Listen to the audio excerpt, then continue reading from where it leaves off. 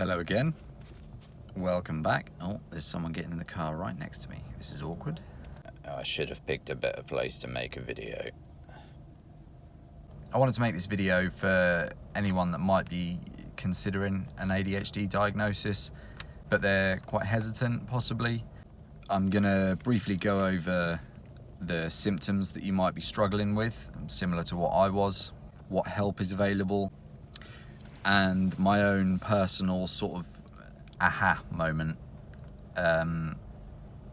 where everything that sort of led up to that moment made sense to me. Apologies for the sunglasses as well. I've picked an awful place to make a video. ADHD itself can present in loads of different ways.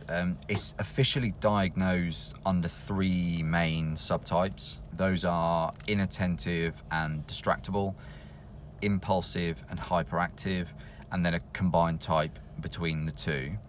The symptoms of inattentive ADHD include, but not limited to by any means, missing key details when you're given instructions, getting bored quickly, frequent daydreaming as well, losing or misplacing important items, difficulty maintaining concentration on a task, and plenty more as well.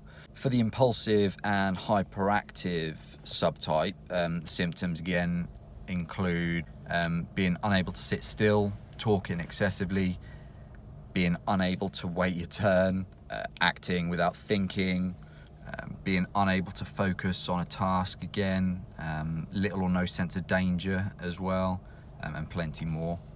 And then the combined subtype will obviously present with symptoms from both inattentive and hyperactive categories themselves.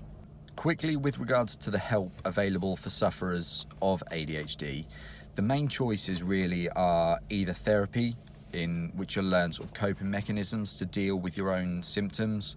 So for instance, like disorganized people might benefit from making lists and hanging them on the backs of doors, or somewhere that you might see really often, in your kitchen for instance, somewhere like that.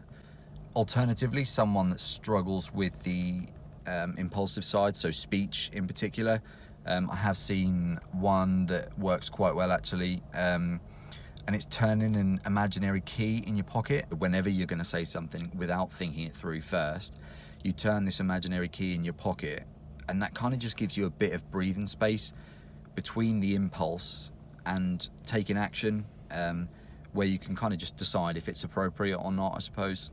The second choice available for people with ADHD is obviously medication. The medication is designed to turn down sort of the internal dialogue in your mind so that you can concentrate for longer periods of time and be less impulsive, and find a good sense of peace. Moving on to the main reason for making this video though, and that's my own aha moment of where I realised that ADHD was actually the culprit that was causing a lot of the issues in my life. Prior to my official diagnosis, I'd spent years being misdiagnosed with different conditions like anxiety, depression, loads of different things. And don't get me wrong, I still absolutely suffer with those things, and I will make a separate video on those as well.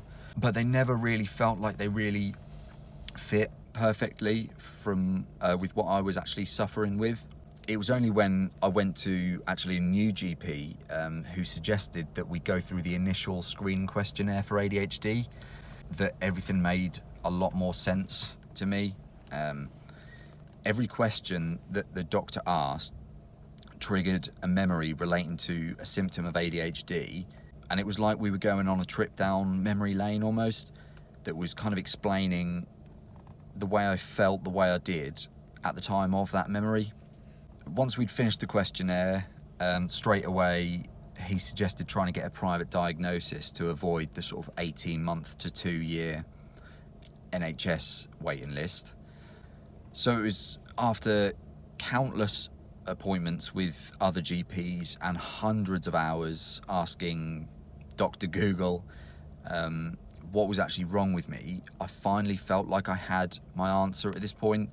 And that really was my aha moment, because everything made a lot more sense to me that had happened in the past, and points where I'd been struggling had I suppose, a reason behind them as well.